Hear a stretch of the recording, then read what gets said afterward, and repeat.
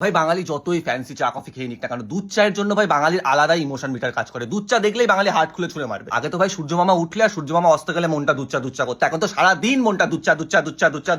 বাঙালির ভাই গরমকালে ঘাম ঝরলেও দুধ চা চাই, শীতকালে ঠান্ডা লাগলেও দুধ চা চাই, বর্ষাকালে বৃষ্টি পড়লেও দুধ চা চাই, শরৎকালে শিউলি ফুটলেও দুধ চা চাই। নেশা ভাই নেশা, দুধ চা হলো লিগেল মাদক পানীয়। আমার শিরায় শিরায় না রক্ত নয়, আমার শিরায় শিরায় দুধ চা বইছে। আমাকে ভাই সারাদিন না খেতে দিলেও চলবে, কিচ্ছু যায় আসে না। আমাকে এক মালসা দুধ চা বানিয়ে দাও, আমি খুশি। এখন তো ভাই বয়স হয়ে যাচ্ছে, অ্যাসিডিটি হয়ে যায়, বাট তাও থেমে থাকা চলবে না। দরকার হলে প্যান্ডি খেয়ে খাবো, তাও দুধ চা খাবো। দরকার হলে অ্যাসিডিটি হয়ে হসপিটালে ভর্তি হবো, তাও বিকেলবেলা নার্স দিদিকে বলবো দুধ চা খাবো।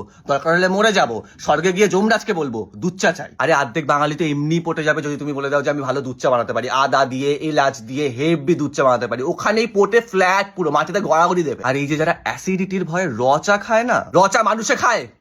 আমার বাবা ঘোড়ার হিসু বলে ফেলে দিত রচা। এত কষ্ট তো ক্লাস রিপ্লাই না দিলে হয় না যতটা কষ্ট মা যদি বলে যে এখন দুধ নেই রচা খেতে হবে। রচা মানুষে খায় ভাই। তুই যদি রচা খাস, তোর মধ্যে কোনো ইমোশন নেই, কোনো ফিলিংস নেই, তুই মানুষ নস, তুই এলিয়েন। মোট কথা ভাই জীবনে তন্ত্র মন্ত্র সাধনা সবই হলো দুধ চা।